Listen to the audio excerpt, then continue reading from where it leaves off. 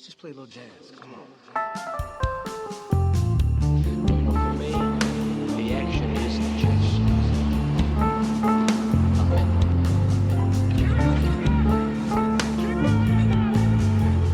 Fiend for wheels. Fiend for wheels.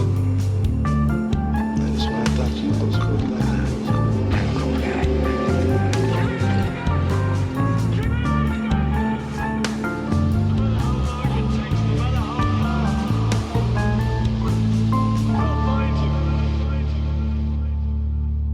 Hello, welcome to Free Market. Goddamn Al Schwartz with me as always. It's only friggin' John Bernard here. Hey, how you doing? That's me doing my best. Nick Nolte as Walter Smith in the short-lived HBO series Luck, which we're talking about today, the horse racing drama by Michael Mann and David Milch. Yeah. This is sort of a ancillary mansplaining episode. I think that was the idea, anyway. I think from what I was picking up when we were talking about this before, you, like me, quickly realized this is a David Milch show, not a Michael Mann show. Yeah, we used the Michael Mann series I used it as an excuse to finally sit down and watch Luck all the way through, because I watched a couple episodes of it when it first aired. Weirdly, I thought this aired at least 5 years earlier than it did. I thought this was a mid-aughts thing for some reason, but in fact, it was 2012. Yep, I as well, for some reason. I thought this was a 2009 thing. I don't know why. I must have flipped its air date with John from Cincinnati, probably, that I kind of thought this is what came after Deadwood from David Milch. No. John from Cincinnati happened immediately after. Yeah, right. It was right after that. I guess I thought it was closer to that, but it was a much bigger gap. They said Michael Mann directed the pilot episode of this. Mm-hmm. Only 9 episodes ever aired. 10 were shot before it was canceled because of one too many horse deaths. Not a sentence you say about TV shows that often. It's not. I feel like if they wanted to keep this around, they would have kept it around, kind of situation. And They were just like, gentlemen's agreement. We'll say it was because of the horse deaths. Yeah, it doesn't help anything. But I think, as I think others have pointed out, like if Game of Thrones had killed 3 horses a year during its run, it would have not slowed things down in the slightest. Mm-hmm. Exactly. That was the same year. Something less than a Game of Thrones in terms of its popularity. Kind of the opposite in every way, really. A very unpopular show, and for reasons that are obvious when you watch it. Yeah, it's the least approachable thing. Yes, obvious, not because it's bad. No, we're not here to say this is a terrible show and hate watch it or anything. I don't know that it's a great show, but it is interesting and unique in the way that David Milch joints are. I mean, so that's what I would say is with Michael Mann directed this, was a producer on it, and yet it is much more of a David Milch show. David Milch, who's something, I think, a big figure to both you and I. One of the things that we have most in common, I think, is that Deadwood is our favorite thing ever to have been created, more or less. Yeah. And a framework exists, like half the reason framework exists is just try and psych ourselves up to actually do a full Deadwood podcast. But there's a gap. I don't know why. Yeah, it hasn't actually been made yet. There's not a really great Deadwood podcast out there, and I understand in a sense because it's a tough one to really take on. It's just that great, but yeah, we can be kind of flippant talking about Quentin Tarantino because he is. Kind of a silly figure in many ways himself. Yes. Yeah. And even other movies, Christopher Nolan is a very not silly figure, at least in the way he styles himself. But I find that kind of charming, and it's vaguely silly how British he is. But Deadwood is to me is legitimately the most dense work of art that I feel like I have any sort of grasp on, and Milch is a fascinating figure to me. And somehow, though, I gave up on this one halfway through the first time through, and only now I'm getting around to it. I did the same. I have no explanation for that either. Well, I think it's just, I guess it's Deadwood had a premise and a genre that it was attached to. Mm-hmm. horse racing drama is not a genre that we recognize and gives us any sort of contours that we are familiar with to latch onto. Even gambling drama, there are gambling movies. It's not a super wide and deep subgenre. Can be one of the least inviting and approachable ones too, because it is both the level of jargon involved and also not as immediately like dramatic. We talked about Miami Vice not long ago and how that one is so jargon heavy and uninviting in a way, and yet the stakes are so obviously life and death that there's kind of a way into it for most guys, at least. This makes no sort of effort to make you comfortable and make sure you're having fun. This is so purely about horse race gambling and the people that exist around the corners of horse race gambling, in this kind of very specific place too. And it doesn't even really bother introducing its main narrative for the season until halfway through, maybe even later, if you would even call it that. Well, think about that. I mean, it introduces Dustin Hoffman's sort of thing right out of the gate, which is in a way the most Michael Mann thing. But just to complete one thought there before we move on, that I don't feel like this even makes that much of an effort to explain to us why we should care about gambling. If you're not into gambling, that is, there is some gangster life and death stuff with Dustin Hoffman's character. But again, like you said, that doesn't come up until the back half, really. There's maneuvering, but you don't understand what the stakes are. Oh, yeah. It won't tell you what anyone's plan is. It won't tell you what anyone's doing.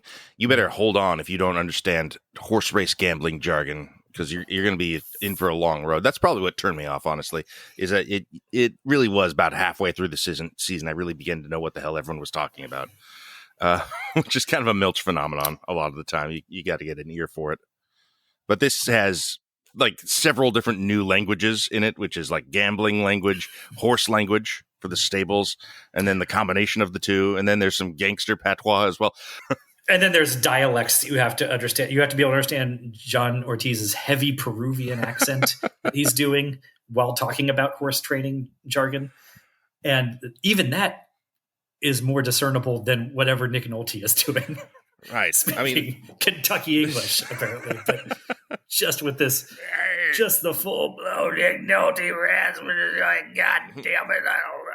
Yeah, my approach to horse trading is kind of non-denominationally spiritual. And it is not inviting. Right. And Deadwood, in addition to having the sort of life and death stakes right out of the gate of, people are going to have the occasional gunfight or stabbing there. That's not really happening at the Santa Anita racetrack. And also I found maybe it's harder for me to remember nowadays, like what the initial run of Deadwood was like. It may have taken a full season for that to like latch on to me as well. But I find now that I understand what they're saying in every scene, I get such pleasure out of the circuitous form of that dialogue and just listening to it as has a rhythm and a poetry to it, although I'm not a big poetry fan, but there's a rhythm and a meter to it. And I don't know that Luck ever really gets to that point where I'm just sort of exulting in the language of it. But I will say, when I got to the end of the season, that I didn't feel like I've been loving the season that much.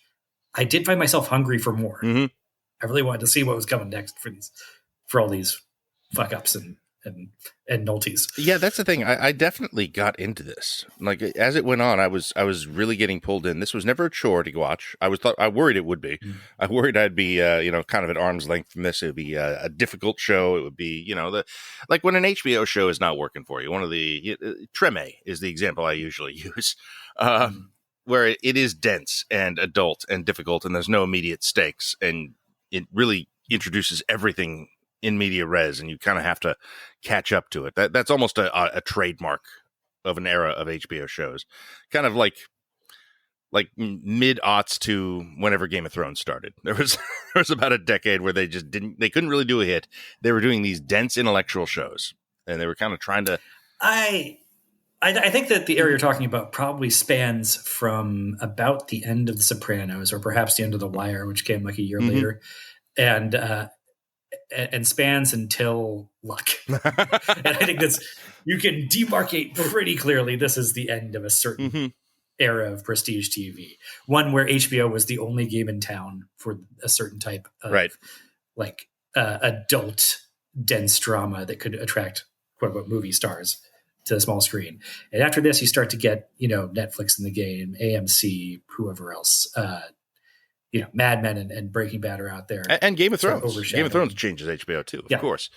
Game of Thrones is pulpier than the prestige stuff that had come before it, such as there's a denseness to it, though. There's a trust in the audience. There is carryover, but it's obviously more like kind of immediate and fun. And there's monsters and shit right away. It's it's a lot more inviting than Luck, for God's sakes, which comes out I think for 3 or 4 months before Thrones, if I recall correctly. Yeah, I think they aired the pilot right after Boardwalk Empire, which I guess is another sort of series spanning that kind of what we're talking about. Yeah. And it still exists in things like Westworld, that has an incredible gimmicky premise, but it's still just like, no, we're going to make sure that there are many different timelines, many different ways to get confused with this. People will be playing one character and then a different character, but they'll look the same. All that shit. It's going to be hard to latch onto Westworld again. So they still have it in them, I believe. Well, to my mind, I don't put that down to like HBO bullshit when it comes around to Westworld as much as, that's Nolan bullshit. Yeah, I suppose. It's yeah, that one is definitely trying to be Game of Thrones. It just wants to be Nolan about it. This, however, this is just like, we don't really need a conflict. We're just gonna, it'll just be about gamblers and degenerates that exist within the nooks and crannies of this not particularly huge or dominant horse race gambling institution, and it'll be looking at the lives of really pathetic people who, are just sort of scrambling and trying to hold on to what they have or chase a brass ring. And they're all very milchy. They're all very much like the sort of losers that we kind of would spend an enormous amount of time with in Deadwood, honestly. The 4 degenerate gamblers at the center of this show are such Deadwood guys. Yeah, well, and Deadwood is a show that is in large part about gambling. Right. Or not. It's not the first or second thing you would mention. I say in large part, maybe that's not exactly right, but I'm surprised when I go back there how much of that is in there. And it's just Milch's understanding, being a degenerate gambler himself. Right. He would have to. And an addict of himself. Yes. Everybody, it feels like 2/3 of people in Deadwood are horrendous alcoholics, and also half of them are horrendous degenerate gamblers. And that's not the main storyline of any given episode, but it's in there a lot. And this brings it up very much to the forefront. And I don't know, it's hard to even say to greater effect. No, I wouldn't say that this does anything better than Deadwood does, but that's, so what? No one does really. That's a tall bar to clear. Well, it sounds like I'm dinging it pretty hard to say that the main thing the show is doing, it's not doing as well as Deadwood did, like the 4th or 5th thing that it was doing. I mean, that doesn't mean it's a bad show, though. Yes, that's just how high of a pedestal I have that other show on. I mean, you can see the parallels, though. Like, no one quite writes gamblers and this world the way that Milch does. It seems very obvious that he has had some bad experience with a heckler at a table at some point or another. Everybody has. There's a loudmouth at the table, sure. Oh, yeah? Like they are epic ones in both Deadwood and Luck. Oh, yeah. Well, most people you encounter in your life are not written as well as David Milch characters. But yeah, no, that's a fixture at the table. There's people that, one, just they love the gamble, but the thing that makes them love the gamble also is the thing that makes them hate sitting still. And so they kind of compensate with having to sit there that long by just running their mouth constantly. And there's some people that do it as a sort of psychological tactic to try and put people off their game. And there's probably some mixture there of people who do it compulsively, but tell themselves it's a psychological tactic they're using. All of that represented between Luck and Deadwood, probably. What a shock. Dennis Dunn coming back and in middle age and kicking ass as that gambler. I was so thrilled to see him from Big Trouble in Little China and Prince of Darkness. I thought that guy fell off the face of the earth. There he is. Well used too. That was one of the main things I remember from the show was that, this is because around that time, like, a lot of the poker room stuff where Jason Gedrick is going on losing to Dennis Dunn constantly is shot at card rooms in LA that are real and that I had spent time in around that time. And we were like, somebody put this character on the screen. So finally somebody's putting my truth out there. No, but I just remembered those scenes like as about the only clear thing. I forgot that it was Dennis Dunn. So it was a shock when I saw it was Dennis Dunn this time, and that it was not as big of a thing as I remembered, because it is a thing that is kind of a big deal in the first couple episodes, and I felt like, this is building towards him like blowing their whole stake. Feels like that in the poker room. Feels like it's going to happen. It kind of falls off halfway through the season. Well, they kind of take him in a way away. That Milch plots sometimes do. They take him away from the big game, where Dennis Dunn has mentally defeated him already, and so they kind of heroically rescue him from that. But then he keeps playing against him for the rest of the season. It's just not as significant a plot. Yeah. Do we see him one more time after that? I was struck by that. Dennis Dunn just doesn't appear in the last like 3 episodes. Not in the last 3, but I think he's still there. He returns to play again after. Well, I was disappointed in this, and part of the reason why I wanted to see a second season because I was looking forward to. I can't wait till like he hits rock bottom and they have to go to Dennis Dunn to like finance their next thing at the track, and have to like have him join their little crew. Yes. I was really looking forward to that. Well, I mean, I think that the reason that that both of us really reacted to this stuff is it's some of the best stuff in the season is Jason Gedrick just sort of collapsing on himself at a poker table. Like he's playing it like he's addicted to crack essentially. And that's kind of I don't know if it's my favorite stuff of the season, but it's up there. It's some of the best stuff. And I do wish there was more of it. It's incredible from a poker player's perspective, just how fucking horrible he is at poker. That was my impression. Like, I don't really know poker like you do, but I was like, he sucks, right? He's really blowing this because he's bad at it. Yes, he's quite bad. I mean, it is a thing where if you're watching really, really high level poker between two like genuine greats, it can be hard based on the cards and the bets to differentiate what they're doing from what a terrible player would be doing. Because it's all just about getting one step ahead of that person, the other player. And if you're thinking 9 or 10 levels deep, then you end up in the same place that a terrible player would be. It's pretty clear that Jason Gedrick's character is not playing that deep, and also is just throwing enormous amounts of money on horrible, horrible hands.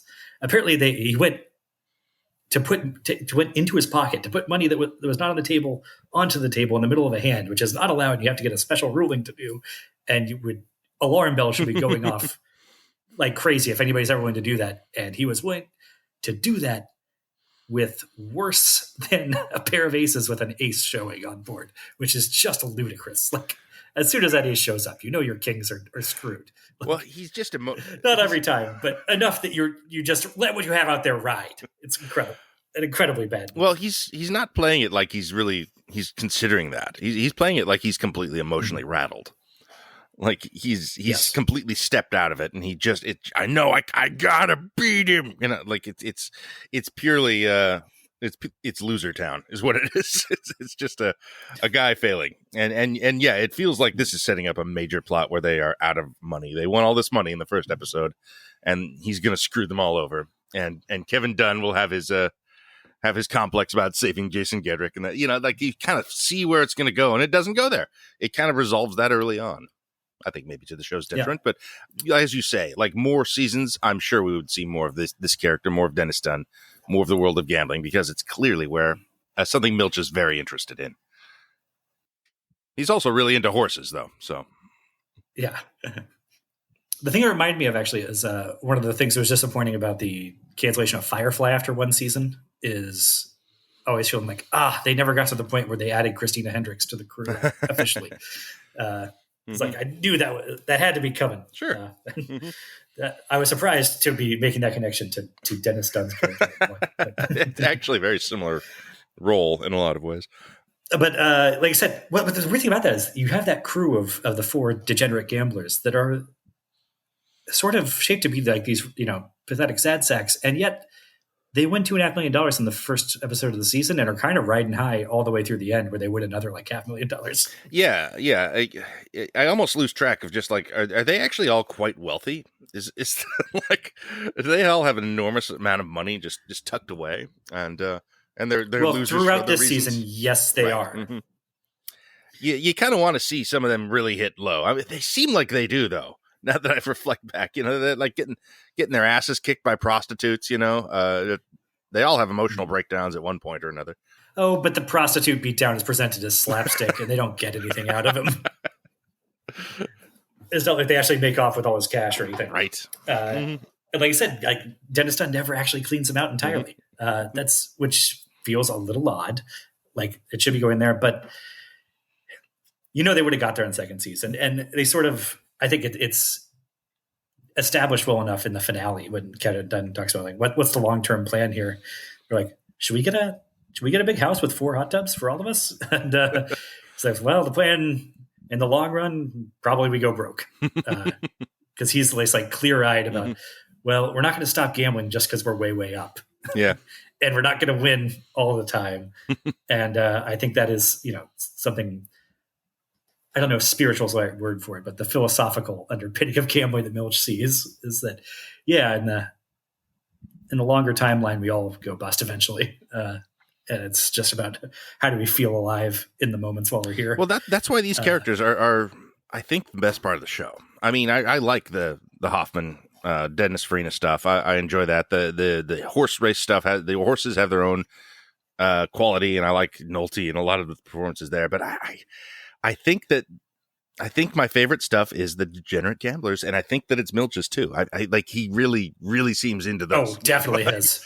I mean, and this is also such a great example of how this is not really Michael Mann stuff. He has no use for these kind of guys. No, Michael Mann's favorite part is Dustin Hoffman and Dennis Farina, and Michael Gambon, I suppose. Doing the gangster stuff, and you can tell that.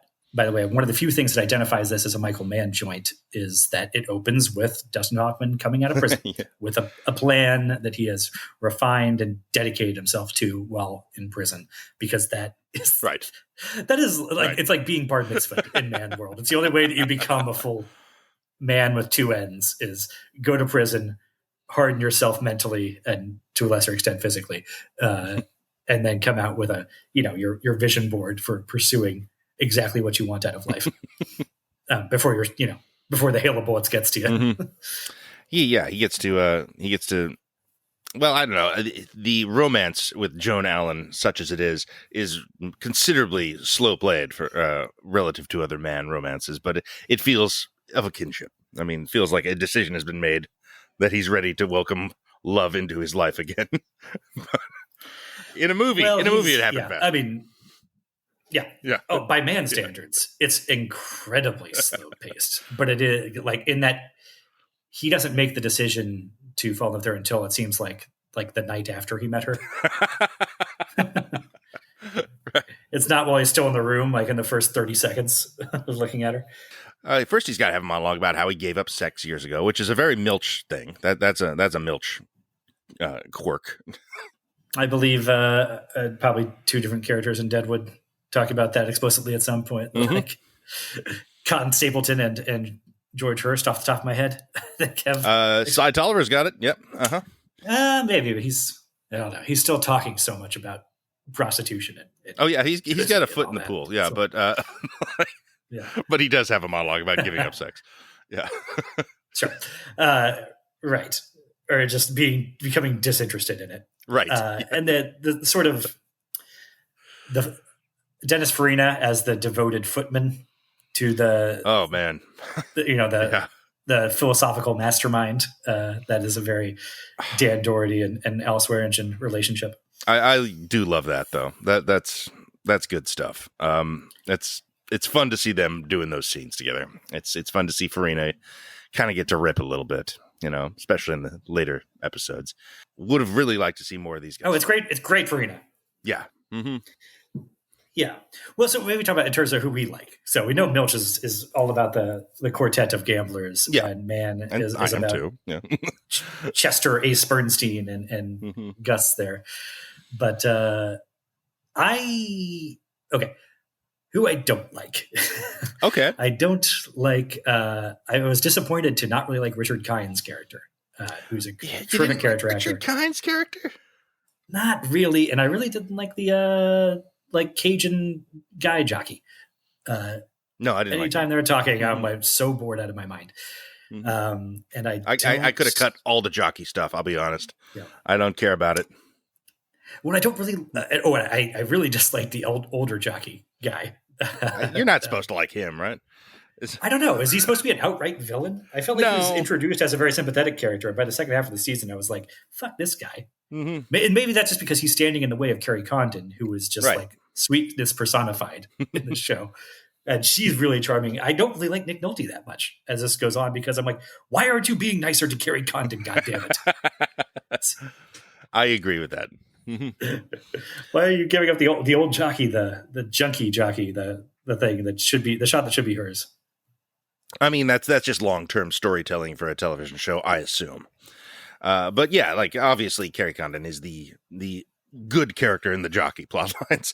Nolte, I can't not like him. I can't not enjoy, that sort of just, I know they killed that horse. I saw him. All his, he's just got PTSD about Richmond killing a horse for insurance money. And he talks about it all the time. I can't get enough of that. I enjoyed that immensely. He just seemed off in his own little world most of the time. He does. He does feel like maybe the biggest confluence of Milch and Mann in one guy in this show. He has Perhaps. qualities of both, perhaps. A little bit, at least. But that leaves him sort of like in neither plot line. Very much. Well, that's the thing. Like the jockey stuff, I'm just like, enough of this shit. I don't care about that guy being too fat. Hey, 120 pounds. You gotta lose 5 pounds. See, this is why I like Richard Kind, though. I did enjoy him because it's just such a perfect Richard Kind character to be written. He is an agent for horse jockeys. He has a sort of a pronounced physical tic in the stutter, and he's contemplating suicide and has several monologues to himself. That's a good Richard Kind, David Milch character right there. Well, I guess my mental bar for what a Richard Kind character in a full Milch drama should be is so high that he never quite seems to fulfill the promise of what his introduction was in my head anyway.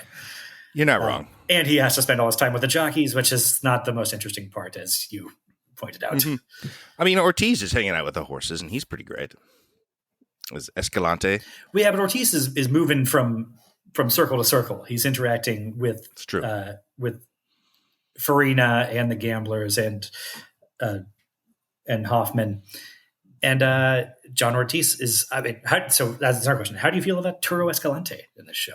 I mean, I'm honestly not entirely sure how I feel about him, which is kind of interesting. Like, he's definitely a character that I understand we are to be, we're on his side to the extent we're on anyone's side, I guess. Are we? I felt like at times he was being cast in a villainous Okay, role. interesting, because and I don't think he ever... he's definitely opposed to our guys sometimes, but I feel he has his reasons. And he's kind of trying to fix the races. Uh-huh. I mean, he's never really tried to, I guess he's trying to fix the races, but in a sort of the least diabolical way you could go about that, I guess. It's some shady shit. He's not, some shady shit he's pulling. It's true. But he's not injuring horses to do it. He's not intentionally losing races to do it. He's just sort of trying to manipulate the odds before the races by presenting a weaker front and then putting up a stronger horse. It's sort of like the Pete Rose thing of, he never bet against his own team. He only bet on himself. And so that's, weirdly, it's more honorable than being the Black Sox that threw the World Series on purpose. Mm-hmm. I think that should be allowed. But I do wonder, I think everything he tries works out and there's no victims every time, so that makes it easier to kind of not really blame him for any of that, I guess. Well, it doesn't work in the opening, the opening, right? Because he's mad about, the horse claiming thing that gets the four guys their horse. He had a plan there to put that horse up and get it for cheap, I guess, and own it himself. Well, I'm still just that trying to they figure out what the swooped in. fuck is going on in the first episode. So, I'm just like, are these guys good? Do we like these guys? Are they the villains? What is happening? What are they even talking about? All those things going through my head in episode 1. So yeah, I'm still just kind of like, I think he runs the stable. That's where I am in episode 1. Yeah. But does that mean he's in charge of all the horses? It took me a while to realize that no, he's not. Other people have other stables. And, like when Dan Doherty shows up, that's a different rival guy. He's not, and he has no sway over Nick Nolte because Nick Nolte runs his own bar, and none of that is elucidated that clearly. And again, it's all through this heavy accent. But one thing that's been the biggest surprise for me of the Mann-Splaining series is I've really come to love and appreciate John Ortiz. Mm-hmm. And yeah, this season was definitely part of that journey. That by the end, he was one of characters I was most interested in, even as I was still not sure if I liked him. Really, he's a standout, and I feel the same way. And it's not the character I like so much as the performance, although the character is written in kind of an interesting, neither fish nor fowl way, I guess. So that helps too. He's a bit of an enigma. I do hate his girlfriend's plotline. I hate that. I'm really mad about that. In fact, it's my least favorite thing about the show. Is you just introduce a pregnancy and have her get kicked in the stomach by a horse like immediately after, and I'm just like, fuck you for putting that on screen. You have nothing to say about it. It's cheap thrills, and I hate it. It does. It's the most obvious place where you see that going, kind of as soon as it's introduced, and it feels like a placeholder thing of, man, we have a lot of guys in this opening credits and 2 women, and we got to figure out something for those women to do. Yeah, getting pregnant and kicked in the stomach by a horse. That's literally all she gets, pretty much. Yeah. Yeah, not into that so much. So yeah, I guess Carrie Condon is the only other woman on the show, really, unless count Joan Allen guest starring as romantic interest. But yeah, like you said, she's a standout. She's fantastic. Yeah. And to a degree, like, okay, you're doing a show about gambling, having been in these card clubs and whatever. Yeah, you're not going to see an even mix of men and women around that card table. And I imagine the horse track is similar in that regard. I was curious about this. I had like legitimate questions, because if women are allowed to be jockeys, wouldn't most jockeys be women? I mean, just for the weight thing alone, there's so many more women of that body type than there are men. For weight, perhaps. I think I'm sure some of it's just plain old misogyny that's been carried through for centuries. But I think it's also with, there's God, I'm going to sound very ignorant. I'm ignorant. I don't know at all. I'm very curious. Women also tend to be top heavier, which might present more balance issues for something that refined. I mean, we're talking about a very, very particular body type, and you have to be the smallest a human being can be, and also like in the wiriest and strongest and everything. And I don't know. I mean, well, that's my best guess. It's probably more just that horse racing was developed by, old British landed gentlemen.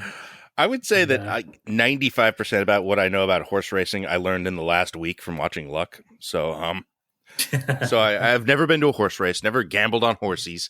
So I know nothing about this world, which is kind of interesting. It's kind of a fun thing to go into a show completely ignorant about that the world is presenting, and see how well they're able to explain it and offer a sort of a peek into it. And of course, Milch, is going to be less inclined to explain shit than most people would. So it's a little bit grabbing on and just and letting it be an experience. And I'm not going to get every nuance. I'm not, but if I were to watch it again, I'd probably understand it even better. And oddly enough, that might happen one day. I would never have thought that, but yeah, this is a good show.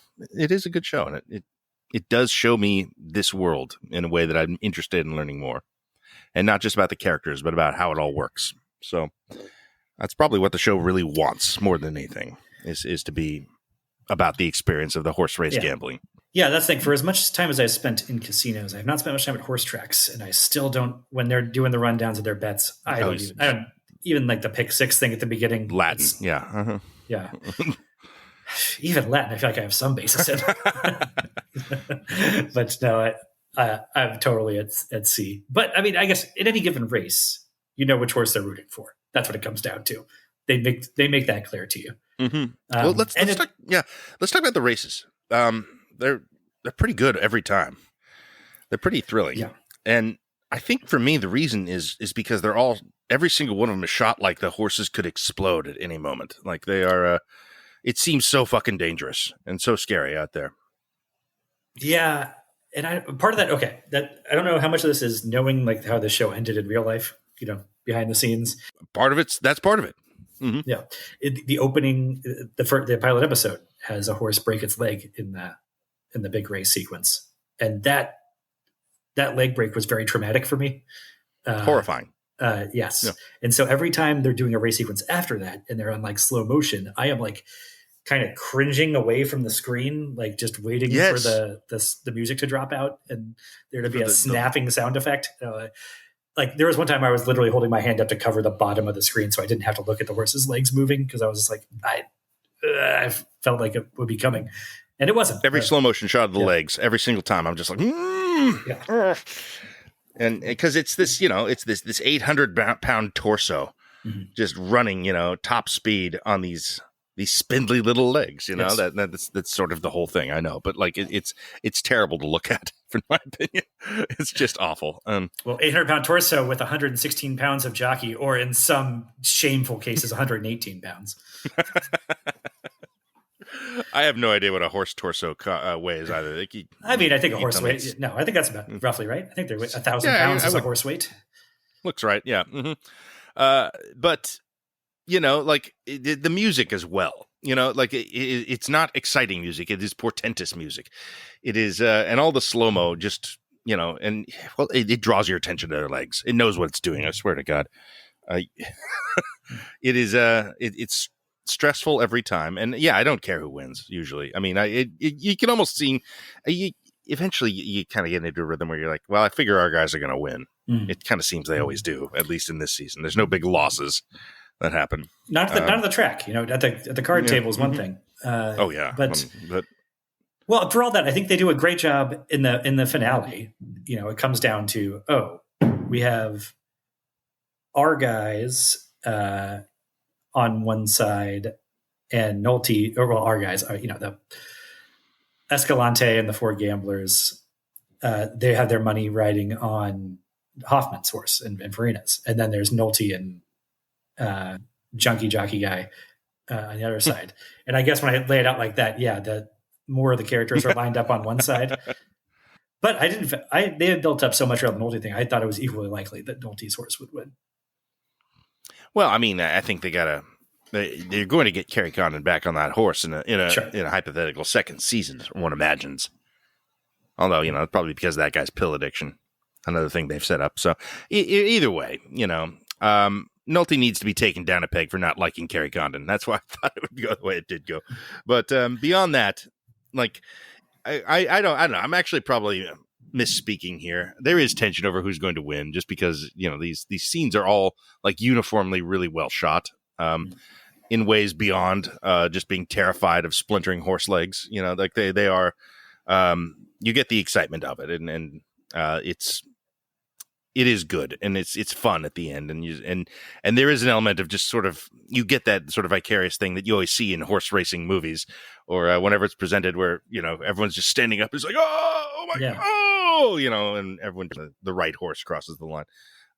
So yeah, I mean, it works in that context, which is I guess the bare minimum for a horse racing show, but they do a good job with it. But there's restraint in that they don't do a big race every episode. It's not. Yeah, I appreciate that. Ushered around this week's race is this horse was that horse.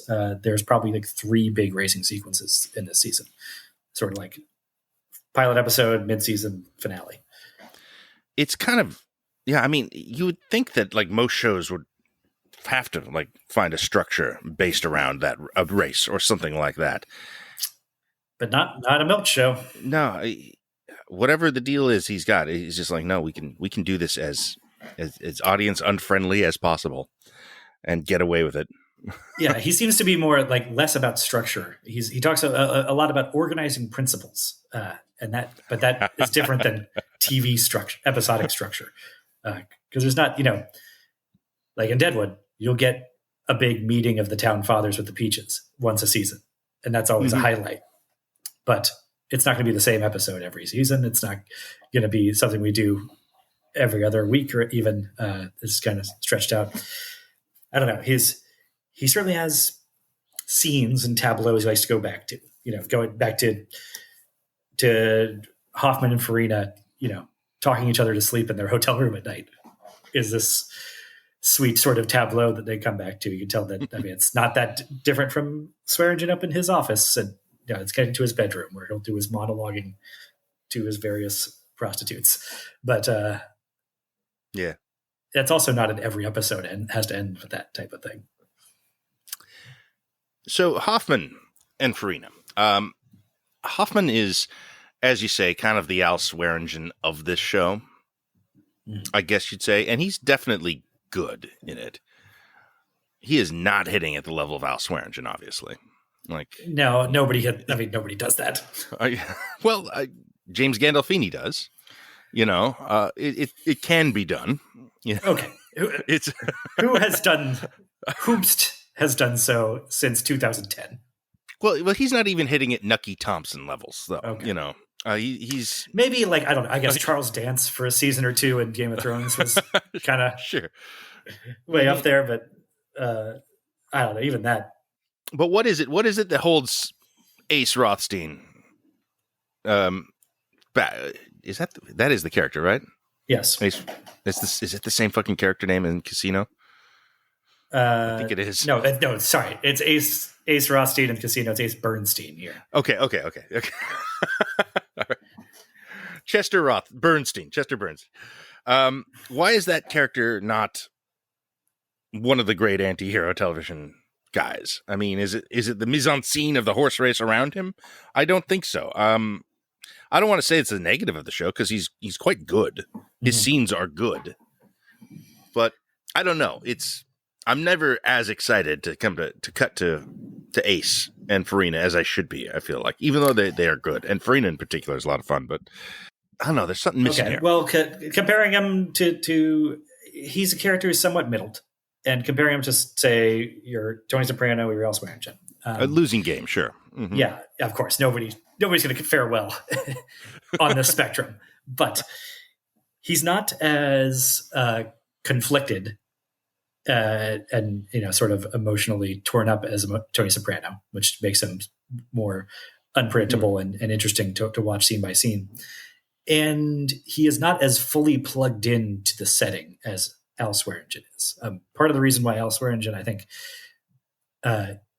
is such a fun character, and why Milch ended up just writing more and more to him as that series goes on, is there's a level where Al is observing all of Deadwood from close to the ground level and constantly explaining the workings of Deadwood to his underlings, his prospective partners or rivals, and therefore us in the audience. And Bernstein has some dealings with Escalante, but he doesn't have any fucking idea what's going on with Richard Kind or Jason Gedrick and Kevin Dunn or Richie Coster. He is sort of in his own area. And Al's got his finger in every pie, and Bernstein's got his fingers on a couple of high level dials, but he's not down there in the trenches with them. Right. He's also, just less entertainingly profane and less, and he's not going to stab anyone. Everybody is going to be in kind of comparison. That's right.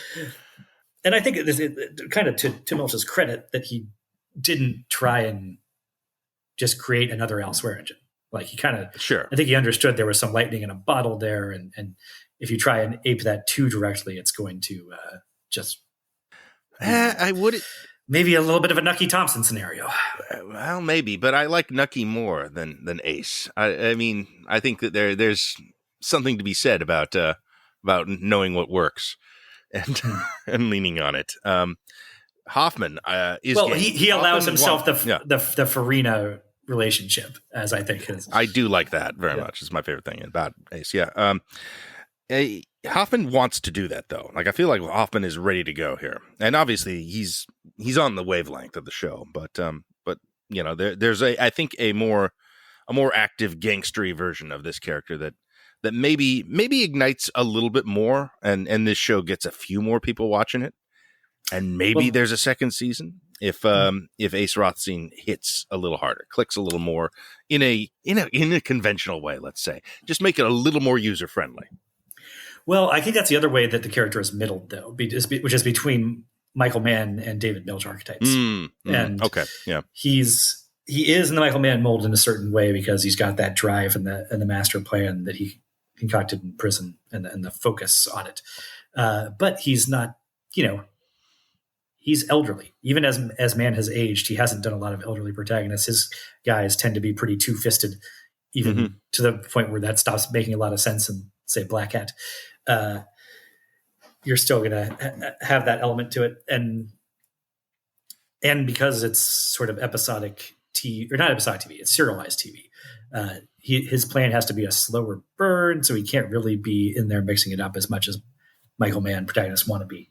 And then he's also not a fully Milch character because he is not an addict of any sort. And he's not driven by compulsions and all this stuff that's what I think probably made this a tough working relationship, is the sort of oil and water thing. Milch is an impresario of compulsions and addictions. And we talked a lot in Mann-Splaining about how Mann does not have much respect for people who are driven by compulsion. He's just not much of a take on it. Yeah, it's not his thing. Yeah. Fair enough. And again, like I'm not telling you that Ace didn't work for me. He did. I like Ace. I just, it felt like there was room there to, in that character specifically, to make this show just a touch more accessible, which I think, is kind of the, I don't know, it's the problem Milch has had ever since Deadwood, which is just like, he made something legitimately genius and amazing. And I think most people who are in a position to hire David Milch kind of understand that. Yeah. But finding it in a way that, again, in a thing that resonates with people in the same way has been very difficult. And obviously so. I mean, it's kind of like a lot of things lined up correctly for Deadwood. Deadwood was, an artistic triumph, but it wasn't a big success for HBO exactly. It was a very, very expensive, moderately popular, and highly respected thing. Yeah, they would have let it keep going if it was a little bit more popular. And I wouldn't want them to change that show for this, or to make it more popular. But Luck, I think there's a little room to do it. Yeah. Because I do like Luck, but I mean, it can't be denied. This is just like, this does not give a shit if anyone watches it. And maybe it wouldn't have hurt if they had some thought to that.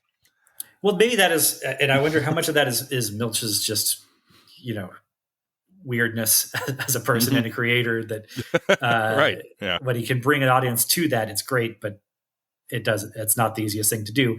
And how much that is Michael Mann as he gets into this latter part of his career, say post Collateral, he seems to be leaning more into, I don't need to over explain any plots here. Let's throw people into the deep end and trust that the audience will catch up if they're interested in the way, Miami Vice sort of notorious for that. There's some of that in Black Hat too, although we'll talk about Black Hat soon. I don't think it doesn't feel quite as intentional there as in Vice. That goes back to, that was part of Heat too, but people caught on to Heat's jargon, and now it doesn't feel jargony because I think it's just been part of our bloodstream for so many decades now that, of course, we understand. Of course, the action is the juice. Yes. But yes, obviously. I'm still a little confused what it means that your life is a needle starting at zero and going the other way.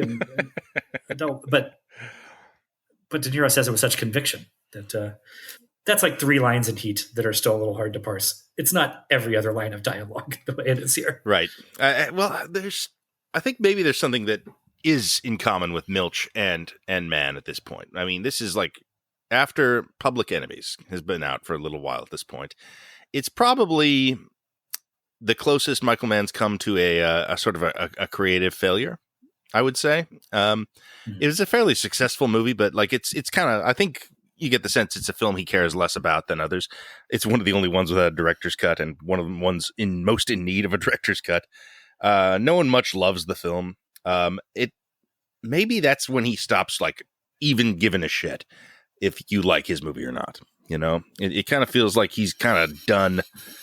Well, he's a little bit done with movies altogether, but he seems to be done trying to chase heat or do anything that's going to be popular. He's going to do stuff that he wants to do. Like Ferrari is a remarkably uncommercial film in so many ways, but you know, it's what he comes back with. Also about racing. Yeah, true enough. In a different way. And Black Hat, well, there's plenty to be said about Black Hat, but I don't think that it's chasing a big audience for sure. You know, aside from maybe the casting of Hemsworth. I mean, arguably, it's chasing the Chinese audience, which is the biggest on the earth. Okay, well, but that's an argument for a different day. This Luck is chasing no identifiable audience. No one at all. I mean, Southern California gambling addicts is as big as I can draw that circle. Well, that's Milch too, though.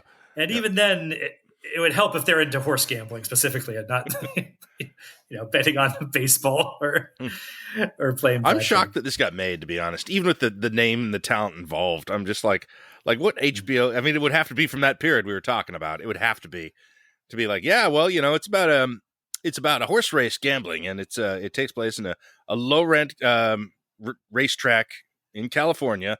And there's some gangs involved, but not a lot. Not really. Not like you would expect. And it's like three old dudes. Yeah. It's the gang. It's the gang.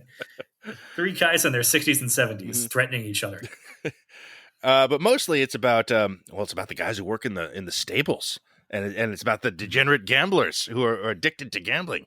And it's about the agent for the jockeys. Just like, and if you give us a second season, we're going to flesh out the overweight security guard that also is a moneylender to the gamblers. Like, yeah, of course, this was a one season wonder. Like, I mean, like they couldn't. They were desperate for a reason to cancel this show, I'm sure. And it's a shame though, because there's a purity in all that, though. Like there aren't shows like this. There are not things that exist that are this. Just diabolically uncommercial. Oh yeah, now this is a pre-algorithm show. Yeah, That if you had to place this onto a streamer in some sort of context that it could be recommended to people by some quantifiable metric, it would just fit nothing and would never get past the first meeting. I have to feel. And I appreciate that. And it helps that it's good too. Obviously, yeah. Like if you can be all those things and also be entertaining and well acted and well written, then, that's a lot, frankly. And it's like, this is never going to be like one of the shows I love. It's just too at arm's length with so many of its things. But man, I'm glad I watched it. Like, I'm glad I got around to it. And it was a lot more fun than I expected it to be. This was cool. Yeah. I don't think that we're going to kickstart any sort of grand reappraisal of Luck. I think it is going to be lost to time, unfortunately. Oh, yeah. But we're not here to say it I feel like we're making it sound like it's not that good. It's pretty good. I like it. I would recommend it to anybody. It's 9 episodes total, not a huge investment of your life. I don't know. I couldn't believe how quick I slammed through it. Let's say I give that much of my life to Ahsoka, and I would love to have that back and give it to something like this. But yeah, definitely better than your Ahsokas and such. Mm-hmm. Yeah. Do you have a standout performance? We can go out on that. What was your? Well, there's some really good work in this. I think I'm going to go with Kevin Dunn, actually. Okay, that was my first choice as well. But yes, he's the one I think gets the maximum Milchness. Very much. He's such a Milch guy. Like that's almost a Deadwood character. Like yes, very much. He's got, especially in the way that he's got his retinue of idiots around him, right? That he can bounce off and explain things to. That both Tolliver and Swearingen and Deadwood would have that. Yeah, he's got a lot of physical problems, a lot of reasons to be pissed off. I love his monologue in the middle about how he's worried he's gay because he cares about Jason Gedrick. That's good stuff. Too much. I don't know. I felt that was a little labored. It's written as in a even Milch setting style, though. It's written in Milch style and performed by a guy who is checked into his role. I mean, this is, you know, Kevin Dunn, a character actor we've seen in many other things. This is definitely his best role, I guess you'd have to say, right? Oh, I mean, I think he's never not great. Right, but like he's never had this amount of like material and leeway to build a character and have an arc and do a thing. And like this is you know, this is his great role, maybe. I mean, what's the competition? The dad from Transformers? I mean, what is... I think he is fantastic in Veep, but that is also a character that doesn't, you know, he doesn't get really like a highlight reel compilation on YouTube for that character. He's sort of the smartest one in a room in a show about rooms full of idiots, right? Which in a way makes it the most thankless role on Veep. But he is so solid for so many years on that and gets some hysterical lines off. So I don't know if that's better than this. It's certainly a character more people appreciated and were drawn to, I suppose. Yeah. And is that a better character than this? Well, no, I don't know. He's awesome on this show. He's so good. Yeah. He's the standout. I mean, Farina is up there, though. Oh, man, I liked Farina in this. I kind of wanted more of him. It is a great. Yeah. Yes. Mm-hmm. That's a higher praise. That it'd really be wanting more, like less of maybe Cage and Jackie, but more of almost everybody else. Mm-hmm. Yeah, that's true. I think I wanted more of everyone. That's a high praise, actually. And yeah, I totally would have watched another season of this. Eventually, yeah. You know, 12 years later. What it couldn't help. I mean, eventually they'll run out of things to remake and revive, right? They're not redoing Luck. I know. They'll sooner remake John from Cincinnati. Well, I don't. Did you watch that one, by the way? Probably. I watched the pilot episode of it. I did the whole run. Look, on that. when we'll probably do. When we get around to doing our Deadwood series, we'll do that. Mm-hmm. So yeah, but all right. Until now, look, we talked a lot about David Milch today. This is ostensibly the Michael Mann-Splaining, and this is part of his retreat away from mainstream commercial work, which he never really felt like he was chasing that much to begin with. No, this is running screaming from commercial work. It's a good one though, and I bet this is one of the things that no one's seen. You know, like this is something that can be reclaimed, can be rediscovered. I don't know if we're the guys to do it right now because you know this is. I mean, I'm just predicting this is going to be one of the less downloaded episodes we put out, but possibly the least. But it is good, and people should watch it, especially if they like Michael Mann and David Milch. I don't know. I don't think we're saying anything that hasn't already been said about Luck. It's the other things that are the barrier to entrance there, which is, you know, that it is dense and very much at arm's length most of the time. But still, really, it's still fun. It's still fun. Carries the shadow of horse death. It's number one legacy. Mm-hmm. All right. That's it for Mann-Splaining and Framework this week. Thank you for listening, if you did, and we'll see you for more. I think Black Hat will be after this. All right.